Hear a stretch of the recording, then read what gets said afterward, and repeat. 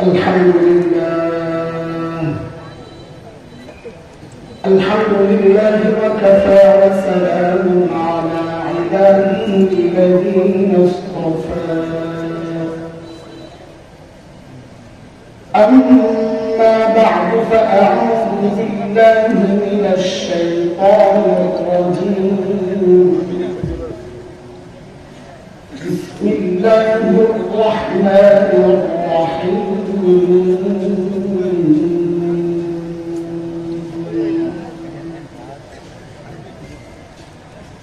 وقال الذين كفروا لا تسمعوا لهذا القرآن والغوا فيه لعلكم تغلبون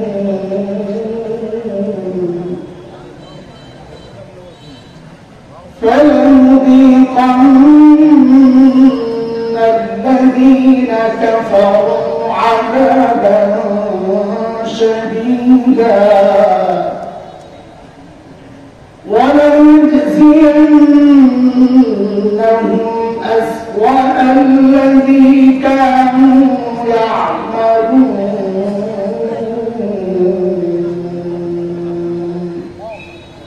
الله ذلك جزاء أعداء الله النار لهم فيها دار الخلد جزاء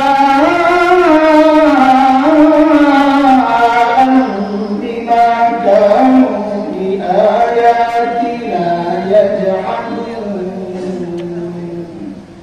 آمنت بالله صدق الله العلي العظيم الأشرف فوشر বিরাজিত আজকের ঐতিহাসিক তাফসীর কোরআন মাহফিলের এই মুহূর্তের মুহতারাম সভাপতি উপস্থিত হযরত উলামায়ে কিরাম মুরব্বিয়ান নিজাম দূর দূরান্ত থেকে আগত ইসলাম প্রিয় সুধী সমাজ প্রিয় ছাত্র ভাইরা যুবক বন্ধুরা আল্লাহ সুবহানাহু ওয়া তাআলা অশেষ মেহেরবানি যে মহান মালিক এই চমৎকার সুন্দর মোবারক মজলিসে আমাকে আপনাকে আসার বসা কিছু কথা বলা ও শোনার তৌফিক দান করেছে সেজন্য মহান রবের শুকরিয়া আদায় করি জবান খুলে প্রাণ খুলে কালিমাতুশ শুকর উচ্চারণ করি আলহামদুলিল্লাহ কথা শুরুর আগে আত্মপক্ষ সমর্থনের অংশ হিসাবে আমি একটা কথা ছোট্ট করে বলি তারপর কথা শুরু করবো ইনশাআল্লাহ আমি হয়তো একটু বিরক্ত হয়েছি স্টেজে হয়তো অনেকে দেখছেন আপনার যুক্তি হয়তো টের পান না কারণ হচ্ছে আমাদের সর্বপ্রথম যিনি দাওয়াত করেছেন তিনি আমার টাইম নিয়েছেন রাত মানে এরপর শুনলাম টাইম পরিবর্তন হয়ে পোস্টারিং হয়েছে আমার টাইম হলো রাত 10টা ঠিক আছে আজকে শুনলাম বাদেশা এখন আইসার বসে থাকতে আমার কেমন লাগে 3 বার টাইম পরিবর্তনের পর আপনারা বলে মেহমান যারা আসবেন তাদেরকে সময় দিবেন আপনারা কিন্তু সিস্টেম থাকা দরকার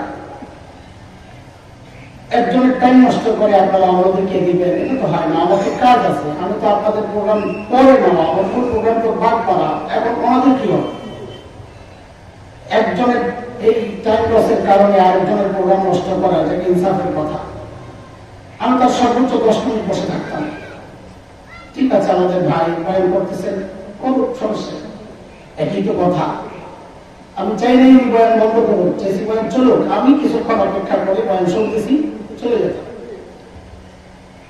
বদনাম হইত যে চলে গেল ভাব দেখাইল রাগ দেখাইল ভিতরের কথা তো কেউ জানতে না আমরা কিচ্ছু চাই না শুধু একটাই আমি সবসময় বলি আপনাদের সাথে আমাদের কোনো কন্ট্যাক্ট নাই কোনো লেনদেন নাই কোনো কিচ্ছু নাই একটাই চাওয়া টাইম ঠিক আছে আমরা টাইম মতো আসবো আপনারা টাইম মতো দিবেন ইনশাআল্লাহ আমার অবস্থা হলো শরীরের ওজোর ছাড়া কাউকে ডেট দিয়ে আমি ক্যান্সেল করি শরীরের ওজোর ছাড়া দেরিতে যাই না আমি সবসময় চিন্তা করি আমার কারণে আয়োজকরা পেরেশান না হয় সবসময় চিন্তা করি এটা আমাদের চিন্তা এত করি আপনারা আমাদেরকে যখন তখন এভাবে নিয়ে একটা তামাশা করা এটা আমি তো বলতে তামাশা করা মার্কেট মাগরিব থেকে 10টা থেকে মাদ্রাসার পরে পড়ে যায়। আল্লাহ তাআলা সহজ করে দেন, আমিন। কষ্ট নিয়ে না। আমার অবস্থা দেখে অনেকে চিন্তা করতে পারে ভাবতে হইতেছে বলেন চলতেছে, সমস্যা কি না? সার্বত চলবে তো আমার সমস্যা নেই, আমার টাইম যতক্ষণ আমি চলে যেতাম, এটা বলার জন্যই কথাটা বলা। আর মাফ করে দিয়ে বয়ান অল্প। আমাদের মুফতি সাখাওয়াত ভাই কাজী সাহেব তিনি অপেক্ষায় আছেন, চলে আসবেন। আমি বলবো আপনারা দেরি না করে ভাইকে নিয়ে আসেন, আসলে ছেড়ে দেবো, সে 10 মিনিট হোক 15 মিনিট হোক। বয়ান তো হয়েছে আলহামদুলিল্লাহ। সূরা হামিম আর-সিজদার একটা আয়াত পড়ছি, 3টা আয়াত। আমি 3 আয়াতে যাওয়ার সময় নেই, একটা আয়াত নিয়ে একটু কথা বলবো। আল্লাহ তাআলা কাফিরদের একটা বক্তব্য আল্লাহ এনেছেন। ইমাম কুরতুবী রাহমাতুল্লাহি আলাইহি, রাইসুল মুফাসসিরিন হযরত আব্দুল্লাহ ইবনে আব্বাস রাদিয়াল্লাহু আনহুমার বর্ণনা এনেছেন যে এই আয়াতগুলো আল্লাহ মক্কার কাফিরদের সম্পর্কে নাযিল করেছেন। কাদের সম্পর্কে? আমাকে কথা বলেন। মক্কার কাফেরদের একটা কথা বলতে পারবো না, আমি বয়ান করি পড়ানোর মতো করে, ছাত্র যেভাবে পড়ে যেন আমার সাথে কথা বলা লাগে। জি, আয়াতগুলো আল্লাহ কাদের সম্পর্কে নাযিল করেছেন? মক্কার কাফেরদের ব্যাপারে। মক্কার কাফিরদের সম্পর্কে। মক্কার কাফির নবী আলাইহিস সালামের নবুয়তের আগে ছিল না ছিল না? ছিল। ওদের ব্যাপারে না, নবুয়তের পরে যারা কাফের প্রকাশ পেয়েছে ওরা। তার মানে আমরা সহজে বলি আবু জাহেলদের সম্পর্কে আল্লাহ এই আয়াতগুলো নাযিল করেছেন। কাদের সম্পর্কে? আবু জাহাল। আবু জাহেলের বক্তব্যের মূল পয়েন্ট দুইটা। এক, লা তাসমাউ লিহাদাল কুরআন, এই কুরআন শুনবা। দুই, ওয়াল গাউফি, হট্টগোল তৈরি করবা। আমরা সহজে যদি বলি তো বলবো নিজে শুনবা না, কাউকে শুনতেও দিবা না। কেন? লাআল্লাকুম তাগলিবুন, তাইলে এই কোরআন ওয়ালাদের বিরুদ্ধে যদি জয়ী হতে চাও রাস্তায় চাই, তাদেরকে কোরআন থেকে দূরে সরায় রাখো। এই হচ্ছে আয়াতের মূল তর্জমা, অর্থ। যদিও কথাগুলো আবু জাহেলদের না লাগবে, মূলত বক্তব্যটা ইবলিসের। এক লাইনে দৌড়ে মূল পয়েন্টে চলে যাবো, আপনি সময় বেশি নেব না, এই জন্য একটু খেয়াল করা। মূলত বক্তব্যটা কার? ইবলিসের। বলে আমার সাথে কার? ইবলিসের। কারণ ইবলিসের চূড়ান্ত টার্গেট হচ্ছে বান্দাকে রব থেকে বিচ্ছিন্ন করা। এটা ইবলিস বলেছে আল্লাহকে। আল্লাহ আবার সেটা আমাদেরকে সতর্ক করার জন্য কোরআনে এনেছেন। সূরা আরাফ 16 নম্বর আয়াত আল্লাহ বলেন, قال فبما أغويتني لأقعدن لهم صراطك المستقيم। আল্লাহ যাদের কারণে আমাকে তাড়াইছেন, ওরা যেই রাস্তা সিরাতে মুস্তাকিম দিয়ে আপনার কাছে আসবে, আমি ওই সিরাতে মুস্তাকিমে বসে যাব।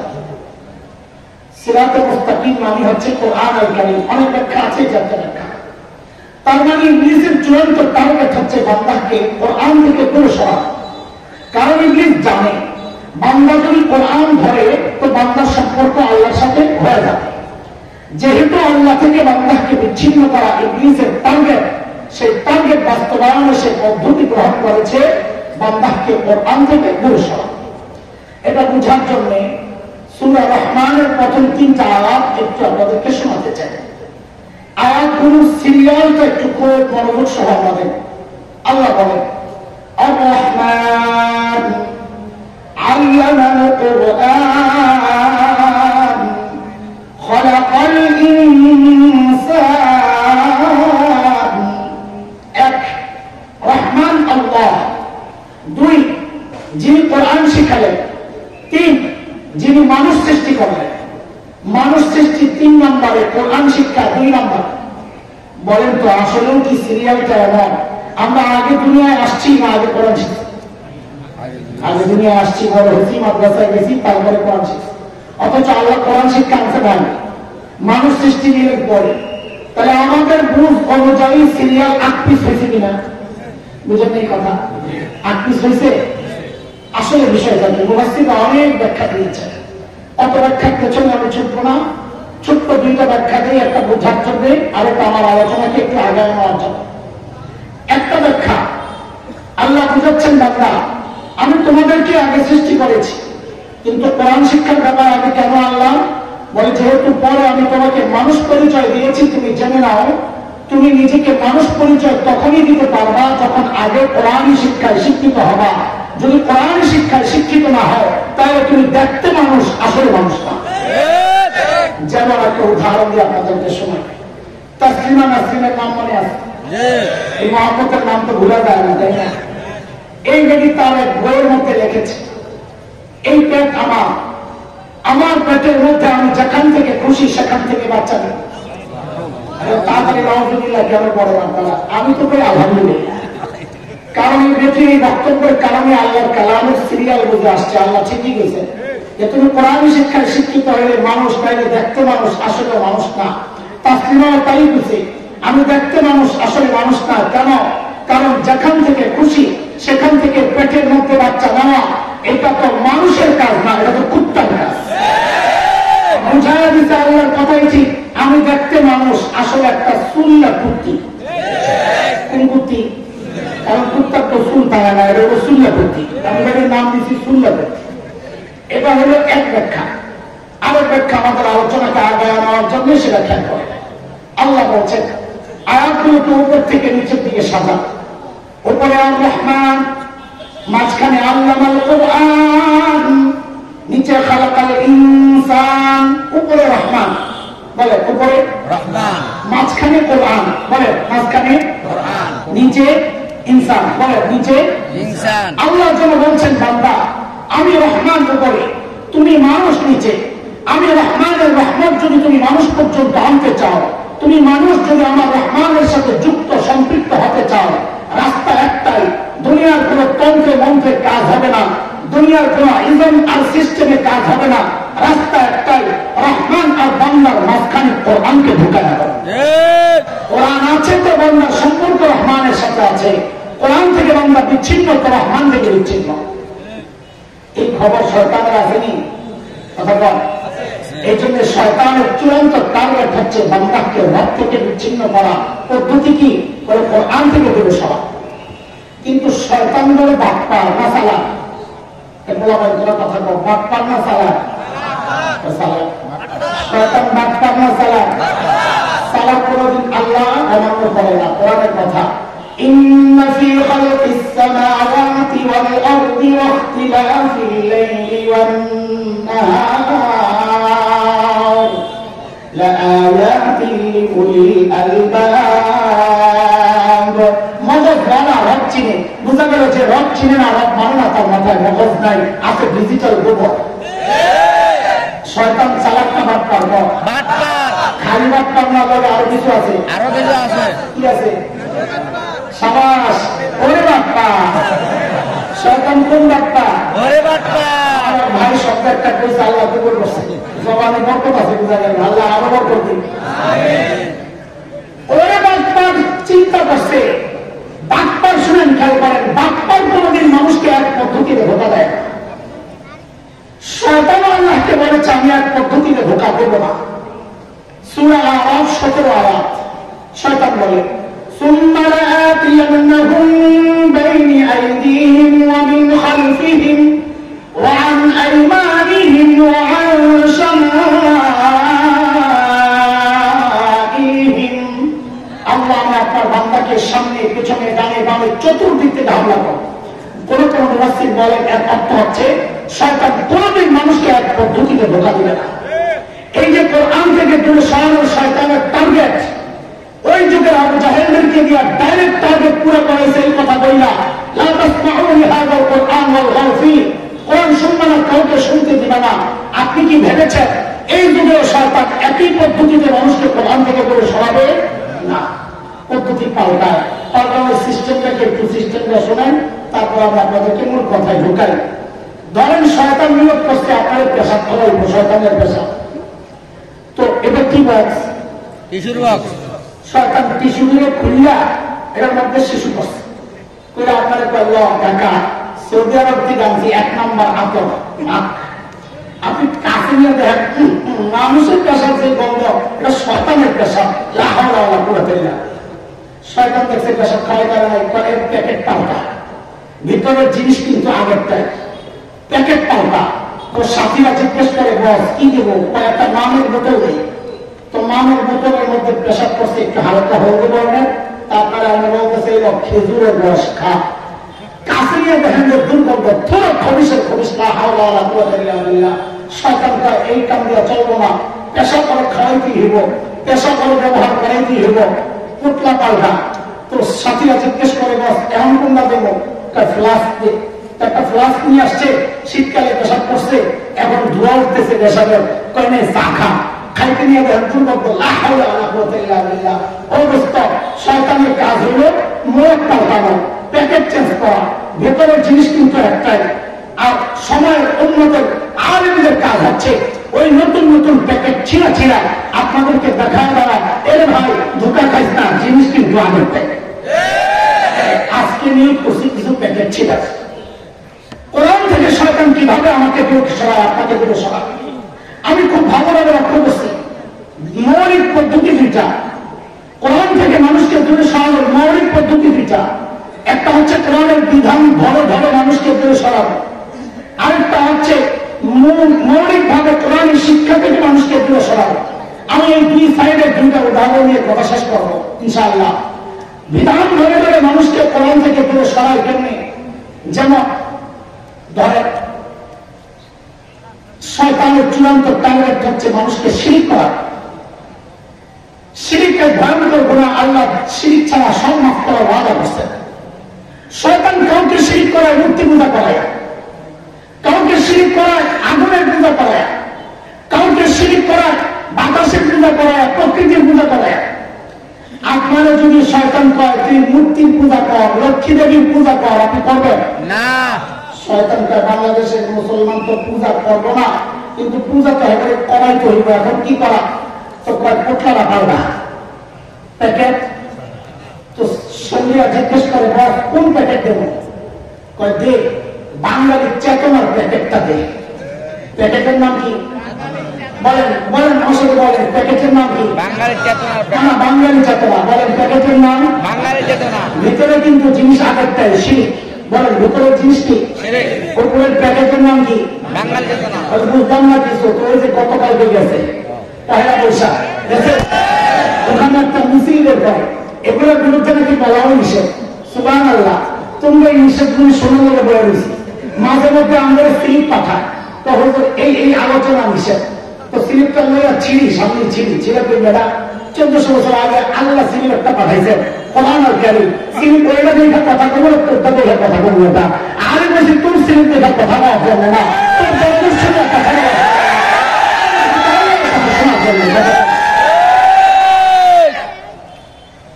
বৈশাখে মিছিল বের করে চেতনাকারীরা, আমাদের কোনো কথা নাই, মিছিল বের করো, কিন্তু কিছু প্রশ্ন আছে। আমরা বলবো না আমাদের প্রশ্নের জবাব দিয়ে দাও, আমরা বলবো না বৈশাখ নিয়ে কথা বলবো না, জবাব দিয়ে দাও। বৈশাখী মিছিলটার নাম ঢাকা ইউনিভার্সিটি ওই যে চালু করা ইনস্টিটিউটের পক্ষ থেকে মিছিল বের করা হয়। মিছিলটার নাম হচ্ছে মঙ্গল শোভাযাত্রা, মঙ্গলের মিছিল। আচ্ছা এই মিছিল মানুষের না জীবজন্তু? জীবজন্তু। এই মিছিলে অংশগ্রহণ করছে কারা? মানুষ। কারণ ভাষার পরিবর্তন, বাংলা ভাষার পরিবর্তন এটা মানুষেরই আল্লাহর নিয়ামত। অমিন আয়াতিহি খালকুস সামাওয়াতি ওয়াল আরদ ওয়া ইখতিলাফু আলসিনাতিকুম ওয়া আলওয়ানিকুম। জীবজন্তুর ভাষা সব এক। আমেরিকার কুত্তা ডাক দেয় ঢেউ, বাংলাদেশের কুত্তা ডাক দেয় হাম্বা, ভারতের কুত্তা ডাক দেয় মেও। কথা জীবজন্তুর ভাষা সব এক। তাহলে আমাদের প্রশ্ন, এই যে বাংলা নববর্ষ উপলক্ষে মানুষের এই মিছিল, এই মিছিলের সামনে পেশার মুক্তি আলো কি জন্য? পেশায় কি বাংলার কথা বলে? তো পেশার মুক্তি এসে কি জন্য? এই সমস্যা এই জায়গা। এই প্রশ্ন যারা করবে হুজুর জঙ্গি, এই হুজুর উগ্রবাদী, এই হুজুর বাঙালি চেতনার বিরুদ্ধে, এই হুজুর পাকিস্তানের দালাল, এই হুজুর স্বাধীনতা বিরোধী, তোমার যা মনে চায় তাই কর, কিন্তু আমাদের জবাবটা দেয় পেশা মুক্তি করে। ও আল্লাহ, ভিতর টান দিতে দেয় পোটলা পাল্লাইছে জিনিসটা হচ্ছে কেন? এটা হিন্দুদের একটা বিশ্বাস। আমরা কারো কোনো ধর্মাবলম্বীদের ধর্মীয় অনুভূতিতে আঘাত দেওয়ার জন্য কথাগুলো বলছি না। যার যার ধর্ম বিশ্বাস সে লালন করবে, পালন করবে, এটা তার তার বিষয়। আমাদের আপত্তির জায়গাটা বোঝা দরকার। কারো ভিন্ন ধর্মের কারো বিশ্বাসকে যখন বাঙালি চেতনার নামে মুসলমানদেরকে কেউ গিলেইতে আসবে, তখন প্রতিবাদ প্রতিরোধ করা আমার ইমানি জিম্মেদারি হয়। আমাদের প্রতিবাদ আর বিরোধিতার জায়গাটা বুঝে, আমরা কোন ধর্মাবলম্বীদের বিরোধিতা করছি না। হিন্দুদের বিশ্বাস হচ্ছে ভাগ্যের মালিক হচ্ছে লক্ষ্মী দেবী। এই যে মঙ্গলের মালিক হিন্দুদের বিশ্বাস কে? লক্ষ্মী দেবী। বলেন না, তুই কথা বলেন না। মালিক কে আসলে? সূরা আরাফ আয়াত 188 আল্লাহ বলেন, কুল লা আমলিকু লিনাফসি নাফআন ওয়া লা দাররা ইল্লা মা শাআ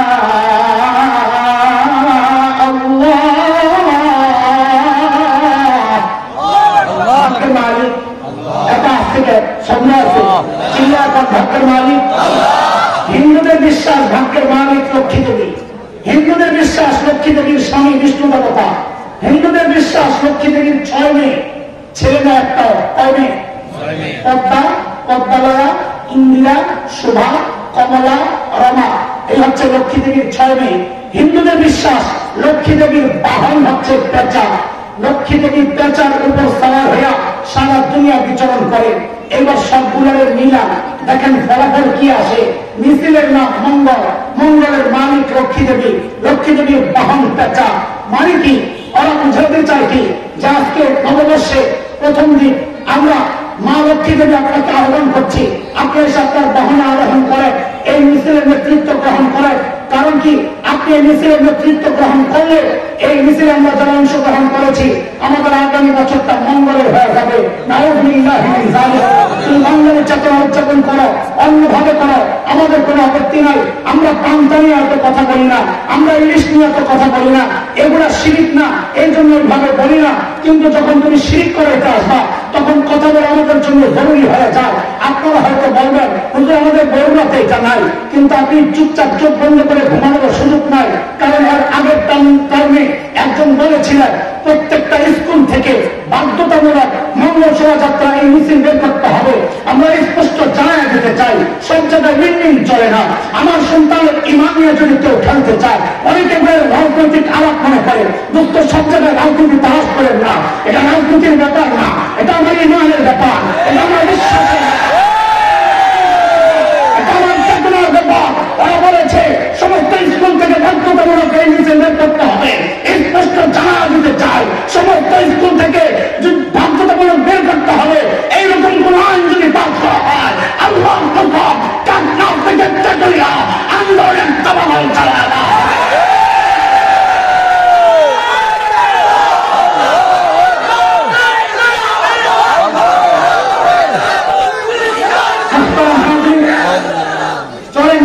আরেকটা ছিল নতুন আরেকটা টাকায় চলে সমকামিতা বুঝে। বাংলাদেশের যে কোনো শ্রেণীর মানুষ এটাকে ঘৃণা করবেন, বিচ্ছিন্ন কোনো ঘটনা এটা প্রমাণ না। সব শ্রেণীর মানুষ এই কাজটাকে ঘৃণা করে, কারণ আমরা জানি এটা এমন এক ভয়ঙ্কর গুণা যে গুণার কারণে আল্লাহ কওমের লোককে আযাব দিয়েছেন। এটা আমরা জানি। আজকে মৃত্যু সাগর সেই আযাবের সাক্ষী হয়ে এখন আমাদের সামনে। শয়তান চেষ্টা করছে সমকামিতাকে বাজারজাত করার জন্য, নানান সংগঠন করেছে। ওই যে রংধনু দিয়া নানান লোগো তৈরি করে করে সমাজে ছড়া দেওয়ার চেষ্টা করেছে। ব্রাক আরং পাঞ্জাবির মধ্যে লোগো লাগাইছে সমকামিতা, জামার হাতার মধ্যে লোগো লাগাইছে সমকামিতা। ওখান থেকে পশ্চিমাদের টাকা পায়, এগুলা সমাজে ছড়া দেওয়ার ফিকির তারা করেছে। এরা বুঝেছে বাংলাদেশে এইভাবে সমকামিতা প্রচার করা যাবে না। তখন এরা সরকারকে নানান ভাবে প্রেসার ক্রিয়েট করছে, আর ওই সমস্ত এনজিওদের মাধ্যমে সমাজে ফেতনা ছড়া দিচ্ছে। সমকামিতাকে বাজারজাত করতে হলে নতুন আরেক পোটলা সৃষ্টি করতে হবে। পোটলা পাল্টাও শয়তানের সিস্টেম, যেটা সাউন্ড সিস্টেমে কোথাও বড় ইয়ে হয়েছে, গর্ব হয়েছে, কোথাও ছুটে গেছে সাউন্ড। হ্যাঁ, আপনাদের কি সমস্যা মনে হইতেছে? আমার তো মনে হইতেছে কোথাও সাউন্ড ছুটে গেছে। বাইরে সাউন্ড চলে গেছে না? এই মাইকে সাউন্ড আছে আছে না? দেখছেন কই মাইকওয়ালা খেয়াল করো, এমনি শুনতেছেন কিছু কথা শোনা যায়? আচ্ছা বেড়ে চলবে, সময় নাই তোমায় ঠিক করার, চলে। শয়তান দেখছে সমকামিতাকে বাজারজাত করতে হলে এখন আগের সিস্টেমে করা চলবে না, নতুন পোটলা, তার সিস্টেমে তো পোটলা পাল্টা মনে আছে?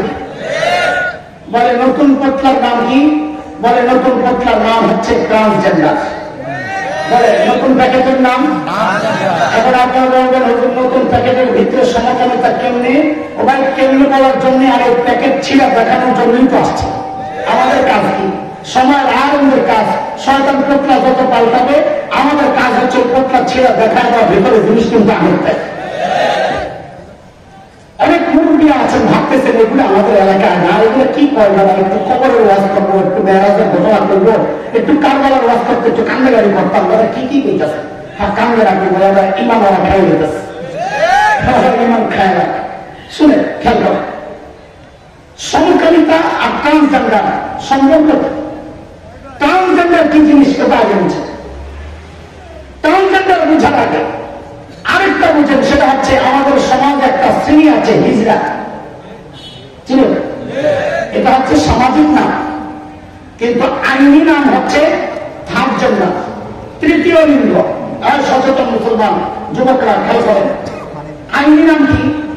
তৃতীয় লিঙ্গ। মনে রাখেন এই কথাটাও ইসলাম বিরোধী কথা।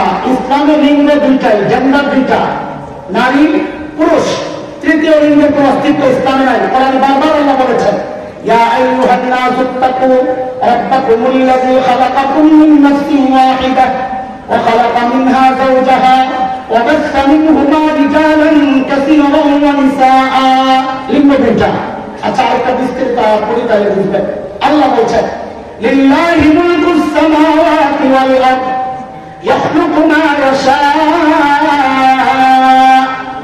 يهب لمن يشاء إناثا ويهب لمن يشاء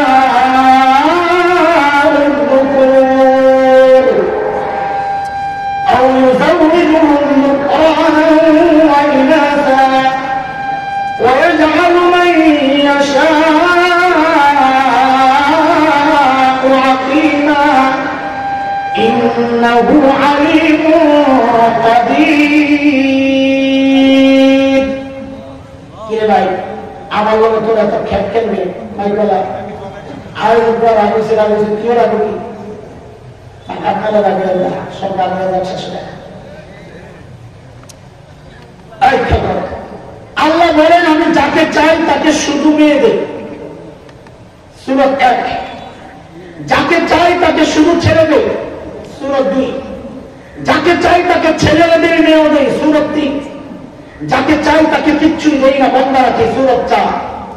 এত বিস্তারিত আল্লাহ বলেন, এক জায়গায় বলেন নাই যাকে চাই তাকে আমি মিক্স দেই, থার্ড জেন্ডার, যে ছেলেও না মেয়েও।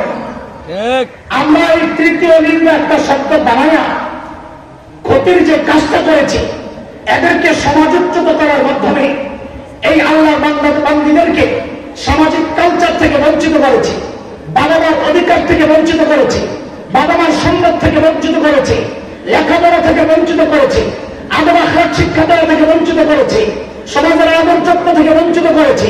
এরা সর্বহারা হইয়া এখন রাস্তায় রাস্তায় সংঘবদ্ধভাবে চাঁদাবাজি করে, এরা সংঘবদ্ধভাবে বিয়ে বাড়িতে হাত দেওয়ার চাঁদাবাজি করে, এরা সংঘবদ্ধভাবে নতুন বাচ্চা যেই ঘরে হয় ওই ঘরে যায় চাঁদাবাজি করে। রাতের আধারে এমন কোন নোংরা কাজ নয় যা তা করে না। আমরা মনে করি এর জন্য ওরা যতটা দায়ী তার চেয়ে বেশি দায়ী এই নষ্ট সমাজ। ওরা এই সমাজ থেকে ওদেরকে বাহির করে দেওয়ার কারণে ওরা সব ভাড়ায় এখন যা ইচ্ছা তাই করছে। এই সব কিছু কইরা ওদের ক্ষতি কইরা এখন ওদের অধিকারের জন্য আইন পাস করে। এটা হচ্ছে গোড়া খাইটা দিয়া গাছের আগায় পানি ঢালার মতো। আমার ইসলাম আলহামদুলিল্লাহ এমন আনকমপ্লিট ধর্ম না যে ধর্ম এদের কোন বিধান জারি করে নাই। আমার নবী বলে গেছেন সাল্লাল্লাহু আলাইহি ওয়াসাল্লাম, ছেলের মতো পেশাব করলে ছেলের বিধান, মেয়ের মতো পেশাব করলে মেয়ের বিধান। দুইটাই যদি মুশকিল হয়ে যায় তাকে আমরা আমাদের ফিকহ পরিভাষায় বলি খুনসা মুশকিলা, তার জন্য আলাদা বিধান। এদেরকে সমাজ থেকে তাড়িয়ে দেওয়া এটা ইসলামের কোন বিধান না।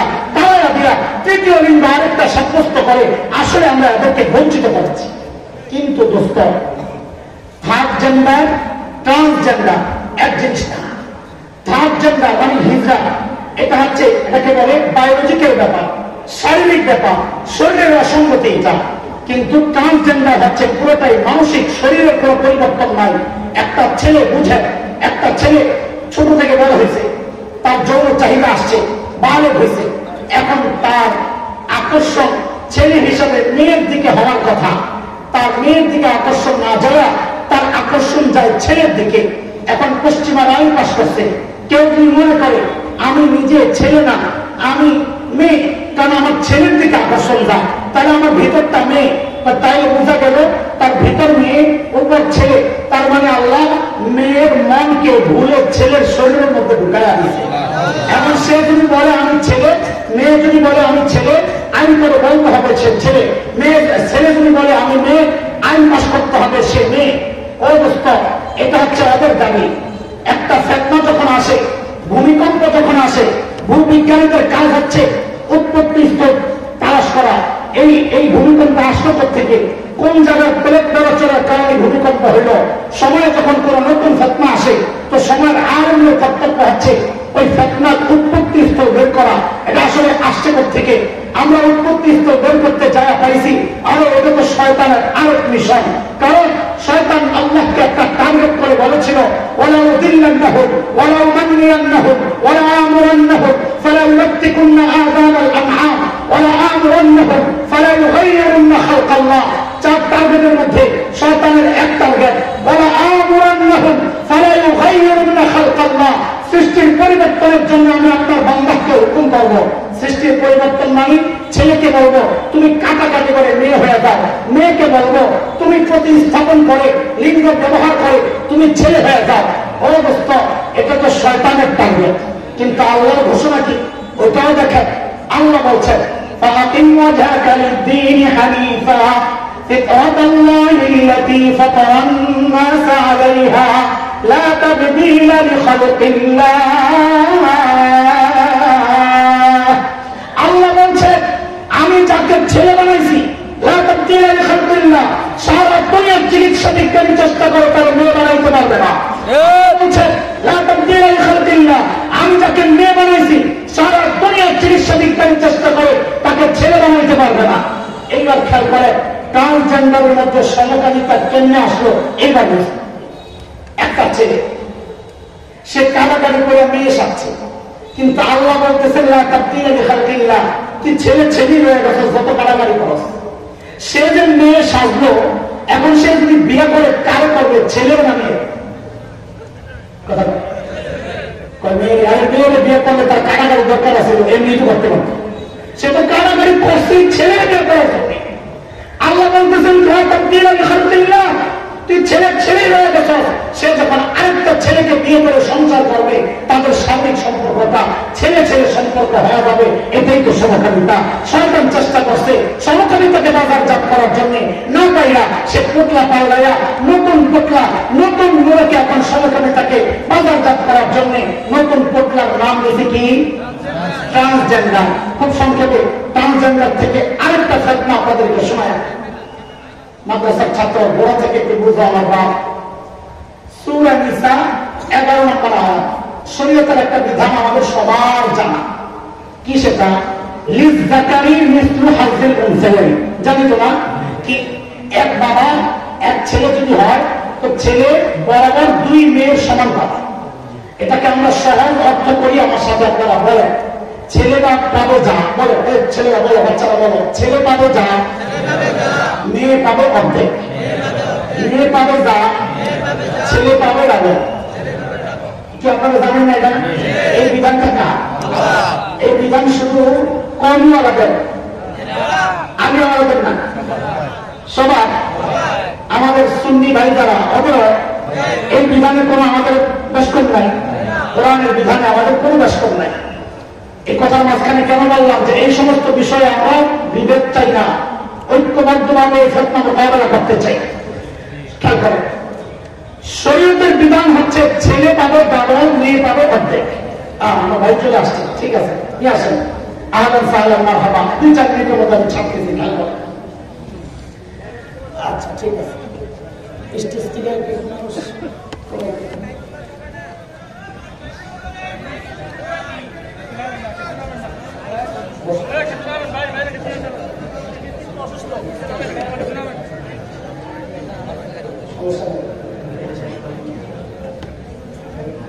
কথা শেষ করতে বলতেছে ভাই,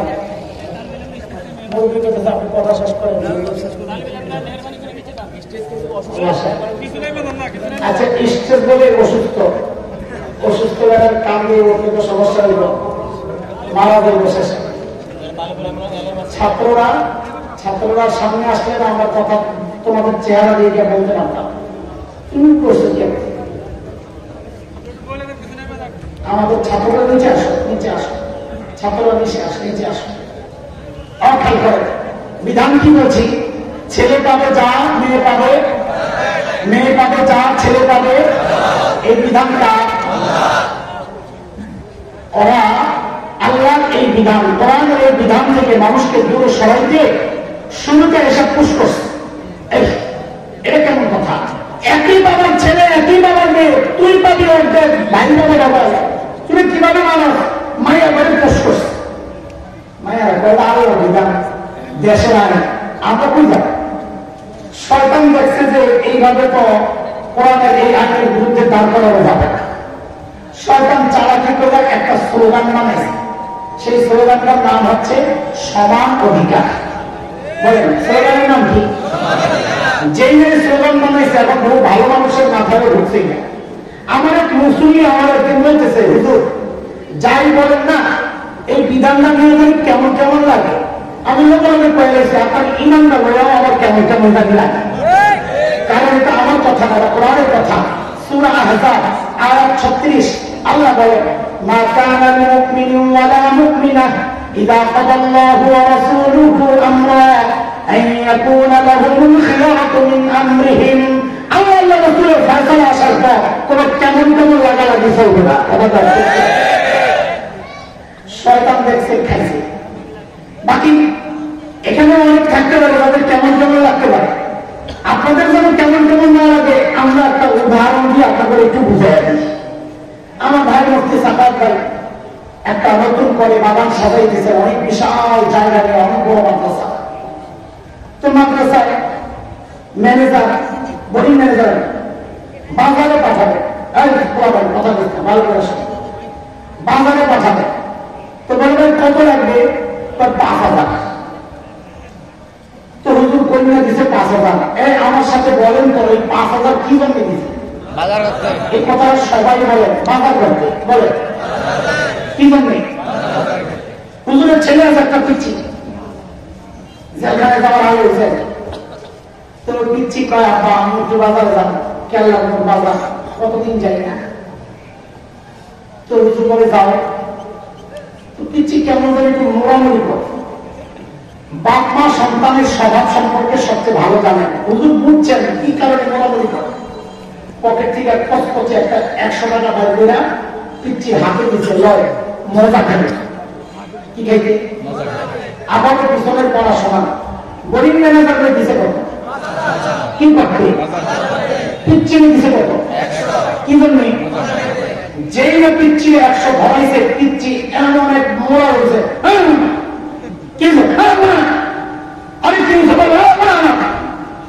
কি বলবি তো গাড়ি আসলেন না, কত নিবা? 5,000। কি জন্য? কোন দিস? কারণ তো বাজার করবে, আমিও তো বাজারে যাবো সমান দিকে। এখন বলেন বাজার ওলা কি দিচ্ছে 5,000, মজা খানে ওরাও যদি কয় আমারও 5,000 দেওয়া লাগবে, এই দাবিটা যৌক্তিক না অযৌক্তিক? এই অযৌক্তিক দাবি আমাকে আপনাকে সমান অধিকারের নামে গিয়ে উঠতে চায়। কেমনে? খেলব আল্লাহ ছেলেকে ভাগ দিছে 2টা। কয় ভাগ? কয় ভাগ?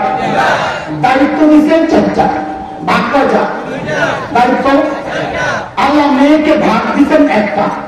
দায়িত্ব আমি যেভাবে বলি তোরা প্রবলেম যারা আছো আমার সাথে ওইভাবে বলতে যারা করি যায় আগে বল, দায়িত্ব 0।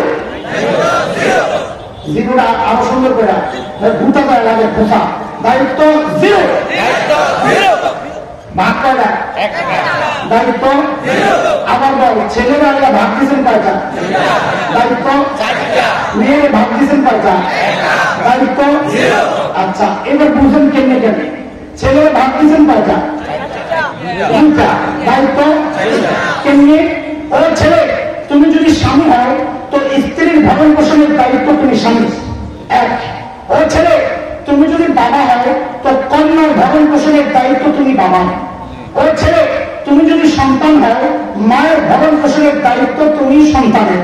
ও ছেলে, তুমি যদি ভাই হও বোনের ভরণ পোষণের দায়িত্ব তুমি ভাইয়ের। তাহলে দায়িত্ব কয়টা? ভাগ কয়টা?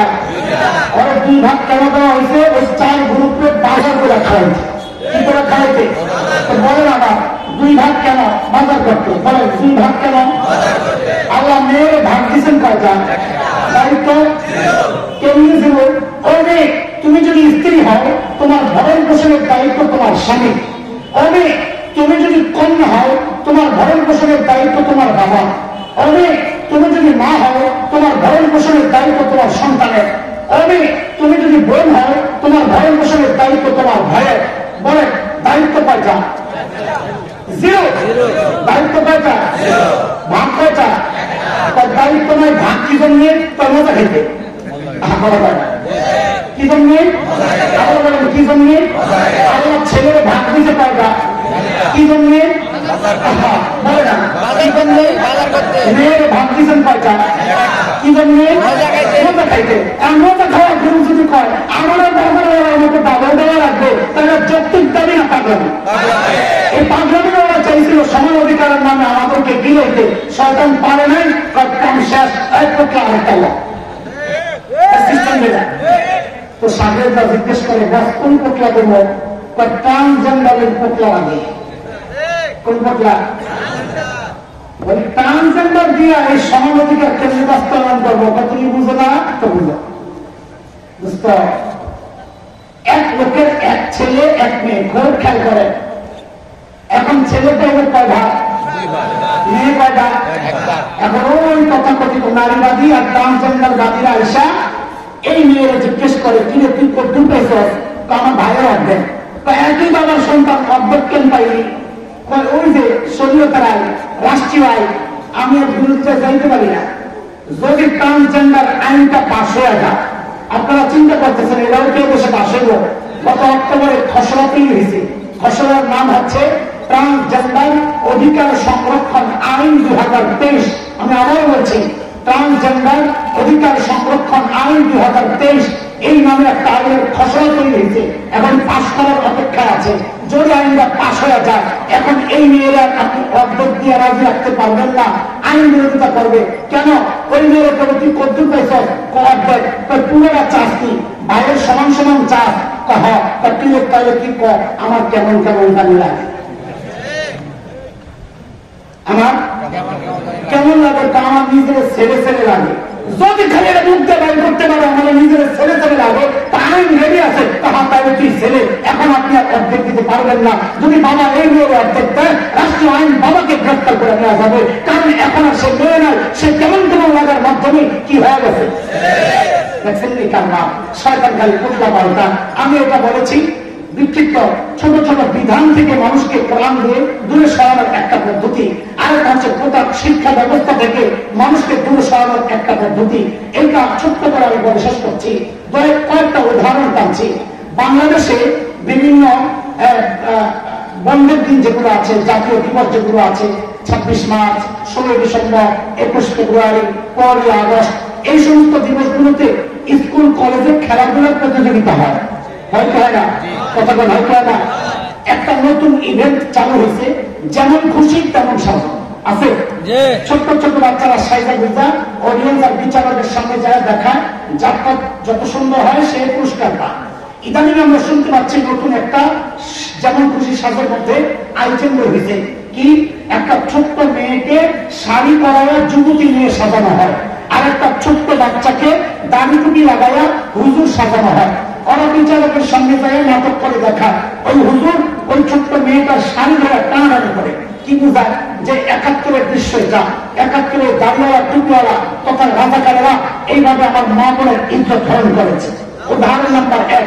উদাহরণ নাম্বার 2, বাংলাদেশের টেলিভিশন সিনেমা পথনাটক যেগুলো হয়, মঞ্চ নাটক, এই নাটকের মধ্যে সিনেমার মধ্যে যাদের খবর আছে জানা থাকার কথা, দুইটা চরিত্র থাকে, একটা ভিলেন আর গাদ্দার চরিত্র, আর একটা নায়ক চরিত্র। নায়ক চরিত্র দিয়া সমাজের সব ভালো কাজগুলো দেখানো হয়, আর গাদ্দার চরিত্র দিয়া সমাজের সব খারাপ কাজগুলো দেখানো হয়। আমরা শুনতে পাচ্ছি ইদানিং গাদ্দারকে সাজানো হচ্ছে কি দিয়া, একটা টুপি লাগায়া দেয়, একটু দাড়ি লাগায়া দেয়। উদাহরণ নম্বর 3, 2013 ফেব্রুয়ারির কথা, আপনাদের মনে থাকার কথা, ঢাকার শাহবাগে গণজাগরণ মঞ্চ বসেছিল যুদ্ধাপরাধীদের বিচার ত্বরান্বিত করার দাবিতে। দেখেন, আমরা এর বিরুদ্ধেও না পক্ষেও না, বরং আমরা তো 1400 বছর থেকে সব জালেমের বিচার চালিয়ে আসতেছি, এটা নতুন কিছু না। আমাদের চাওয়া হচ্ছে কোন মানুষ যারা এই জুলুম করে নাই তারা যেন ওই বিচারের আওতায় চলে না আসে, কেউ যেন মজলুম না হয়, এটা হচ্ছে আমাদের চাওয়া। সেই সময়ের একটা কথা, ওই উত্তাল দিনগুলোর উত্তাপ আমার শরীরে রাখতো। কেন, আমি তো শাহবাগের খুব কাছাকাছি থাকি, আমার বাসা 1.5 থেকে 2 কিলো। তো শাহবাগের সেই উত্তাল দিনগুলো কিছু আমার সামনে দিয়েও আসে, তাই আমি বুঝি। একদিনের গল্প শোনাচ্ছি আপনাদের। আমার সায়েন্স কলেজের মোড়ে একটা বড় ফুড ওভার ব্রিজ আছে, পায়ে হেঁটে রাস্তা পার হওয়ার যে ব্রিজ। একদিন উত্তর দিক থেকে দক্ষিণ দিকে আমার গন্তব্য, ভাই আমি কারো শোনা গল্প আপনাদেরকে শোনাচ্ছি না, আই উইটনেস, আমার সাথেই হওয়া ব্যাপারে না, আমি চাক্ষুষ সাক্ষীটা। আমি উত্তর দিক থেকে দক্ষিণ দিকে আমার গন্তব্য, দক্ষিণ দিক থেকে এক মা তার ছোট্ট বাচ্চাকে নিয়ে আমাকে ক্রস করবে। বাচ্চা এবং মায়ের বেশভূষা, গেটার সেটার, পোশাক আশাক, সাজসজ্জা, এগুলা দেখে আমার বুঝতে কষ্ট হয় নাই ওরা গণজাগরণ মঞ্চ থেকে আসছে, আঁকা ওটা সবকিছু দেখা। আমার এতে কোনো আপত্তি নাই। একজন মায়ের দায়িত্ব সন্তানের হৃদয়ে ঈমান চেতনা জাগ্রত করা, একজন মায়ের দায়িত্ব সন্তানের হৃদয়ে দেশপ্রেম জাগ্রত করা। মা হয়তো এই কাজটা করার জন্য ওখানে গিয়েছে, কিন্তু বিপত্তি ভাবলো কোথায়? যখন ওই মা আমাকে ক্রস করবে, ঠিক ওই সময় মা আমাকে দেখায় দেখায় সন্তানকে শিখায় দিচ্ছে বলার জন্য, বলো বলো তুই রাজাকার, তুই রাজাকার। আল্লাহু আকবার। এই বাচ্চা গণজাগরণ মঞ্চে তো গিয়েছে, সে রাজাকার সম্পর্কে জেনেছে, রাজাকারের দুষ্ট চরিত্রের নাম, রাজাকার সন্ত্রাসী নেতাদের নাম, রাজাকার ধর্ষকদের নাম, কিন্তু সে জানতো না রাজাকার দেখতে কেমন, সেই অদ্ভুত কোন প্রাণী কিনা, হাত্তি মাটির ডিম, মাঠে পারে ডিম, খারাপ খুশি, এমন অদ্ভুত কোন প্রাণীর নাম রাজাকার কিনা। কিন্তু না, মা তার সন্তানকে দেখায় শিখায় দিচ্ছে রাজাকার চেনো না, রাজাকার হচ্ছে এই দাড়িওয়ালা, রাজাকার হচ্ছে এই টুপিওয়ালা। আমাদের স্পষ্ট কথা, 1971 মুক্তিযুদ্ধ দাড়িয়ার টুপির বিরুদ্ধে হয় নাই, 71 মুক্তিযুদ্ধ ইসলামের বিরুদ্ধে হয় নাই, 71 মুক্তিযুদ্ধ ছিল মজলুমের প্রতিরোধ, জালেমের বিরুদ্ধে। প্রমাণ হচ্ছে 7 মার্চ বঙ্গবন্ধুর সেই তত্ত্ব ভাষণ, রেসকোর্স ময়দানের সেই তর্জমা নেচে দেওয়া ভাষণ আজ আমাদেরকে আন্দোলিত করে। সেদিন তিনি বলেছিলেন, এবারের সংগ্রাম মুক্তির সংগ্রাম, রক্ত যখন নিয়েছি আরো দেবো, তবে দেশকে মুক্ত করে ছাড়বো ইনশা আল্লাহ। স্বাধীনতার ঘোষক যখন ইনশা আল্লাহ বলে স্বাধীনতার ডাক দেয়, ওই স্বাধীনতা, ওই মুক্তিযুদ্ধ ইসলামের বিরুদ্ধে হতে পারে না। আজও ইতিহাসের সাক্ষী আপনারা যা দেখেন, আগের গায়ে মুক্তিযুদ্ধ জাদু করে রাজাকারদের ছবি টানানো আছে, সেখানে অধিকাংশ রাজাকারের মুখে দাড়ি নাই, মাথায় টুপি নাই। আমরা কয়েক বছর আগে গর্বের সাথে লক্ষ্য করেছি, এক সংগঠন মুক্তিযোদ্ধাদেরকে সম্মানের ক্রেস্ট দিয়েছে, আমরা গর্বের সাথে লক্ষ্য করেছি অধিকাংশ মুক্তিযোদ্ধার মাথায় টুপি, মুখে দাড়ি। তাইলে আমাদের জানতে চায় এরা কারা যারা মুক্তিযুদ্ধকে দাড়ির বিরুদ্ধে দাঁড় করাতে চায়, এরা কারা যারা মুক্তিযুদ্ধকে ইসলামের বিরুদ্ধে দাঁড় করাতে চায়। আমাদের স্পষ্ট কথা, এখানে সরকারের কোনো সম্পৃক্ততা আমরা বলি না, বিরোধীদের সম্পৃক্ততা বলি না। এরা হচ্ছে নব্বা আবু জাহেল, ওই যুগের আবু জাহেলরা ডাইরেক্ট বলতো লা তাসমাউ লিহাযাল কুরআন ওয়ালগাউ ফি, কোরআন শুনবে না, কাউকে শুনতে দিবে না। এই যুগের আবু জাহেলরা ডাইরেক্ট বলে না, শয়তান পদ্ধতির প্যাকেট চেঞ্জ করেছে। শয়তান এই যুগে মানুষকে কোরআন থেকে দূরে সরানোর জন্য একটা নতুন নষ্ট প্রজন্ম তৈরি করছে, যাদের অন্তরে দাড়ির প্রতি ঘৃণা তৈরি করা হচ্ছে, টুপির প্রতি ঘৃণা তৈরি করা হচ্ছে। কেন? যেন এই নষ্ট প্রজন্ম আস্তে আস্তে দাড়িওয়ালা থেকে, টুপিওয়ালা থেকে তথা কোরআনের শিক্ষক, ধারক বাহক ওলামায়ে কেরাম থেকে বিচ্ছিন্ন হয়ে যায়। আস্তে আস্তে তারা কোরআন থেকে বিচ্ছিন্ন হয়ে, রব থেকে বিচ্ছিন্ন হয়ে যাবে। স্পষ্ট পয়গাম আমাদের, এই কোরআনের শোনেরা, বাংলাদেশে ইসলাম কচুরি পানার মতো ভেসে আসে নয়। এই দেশের ইসলামের গোড়া কারি ইব্রাহিমের সেজদা পড়েছে, এই দেশের জমিনে হযরত হাফিজজির সেজদার চোখের পানি পড়েছে। এই দেশের ইসলামের গোড়া শাইখুল হিন্দ রাহমাতুল্লাহি আলাইহির রক্ত ঝরেছে।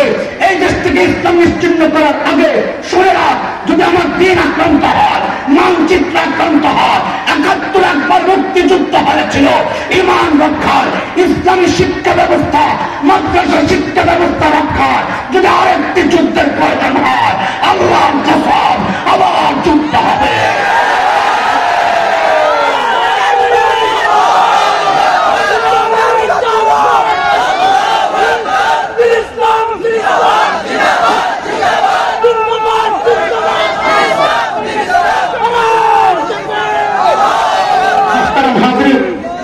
সময় সব দিক থেকে সংকীর্ণ হয়ে আসছে, আমারও যাওয়ার তারা, ভাইও এসে বসছে। ভাইয়ের সমস্যা নেই, আমাদের সাথে সম্পর্ক আমার নিবিড়, সামনে বসায় রাখতে বসবেন, কোনো অসুবিধা নেই, সে বিশ্বাস আমার আছে। কিন্তু আরেকটা মাহফিলের ব্যাপারও আছে, কিন্তু তার আগে আপনারা তো আবার শেষে বললে তারাও দেবেন, আপনাদের আমরা চিনি। কোরআনের পক্ষে থাকতে রাজি আছি, রক্ত দেওয়া লাগলে, কল্লা দেওয়া লাগলে, শুধু টাকা চাইলেন না, হুজুর কল্লা চান, রক্ত চান, কল্লা জাত সব দেব, কিন্তু পয়সা বেশি চাইলেন না। আমাদের কাছে আলু কল্লা চেয়ে আমাদের পয়সার দাম বেশি, ঠিক না? না পয়সা দিয়েও শরীর ভেতরে রাজি। কোরআন শিক্ষা ব্যবস্থা, কোরআন প্রতিষ্ঠান, কোরআন মাহফিল টেকানোর জন্য আমরা জান মাল সব কিছু কোরবান করতে কে কে প্রস্তুত দেখি। আল্লাহু আকবার, মাশাআল্লাহ। এত হাত উঠছে, সবটি হাত পকেটে ঢুকলে কতগুলো টাকা নেই? সমস্ত হাত পকেটে ইনশাআল্লাহ 2 মিনিট সময় দিলাম, সমস্ত হাত পকেটে, কেউ খালি হাতে যাবে না। যার যা সামর্থ্য আছে, এই সুন্দর আয়োজনটা করতে আমাদের কত খরচ করতে হয়, একটু সহযোগিতার হাত আমরা বাড়াইয়া দিই, একদম ইনশাআল্লাহ আমাদের ভাই বসে যাবে। যার যা সামর্থ্য আছে, ব্যাগ চলে গেছে, ব্যাগ চলে গেছে, আপনাদের ওখানে যাচ্ছে, ব্যাগের মধ্যে আমরা দিয়ে দিই। ব্যাগওয়ালারা দ্রুত ছড়ায় দাও, দ্রুত ছড়ায় দাও, ব্যাগওয়ালারা দ্রুত ছড়ায় দাও। আল্লাহ কবুল করে, আল্লাহ সহজ করে, আল্লাহ শাহ ফাউন্ডেশনকে আল্লাহ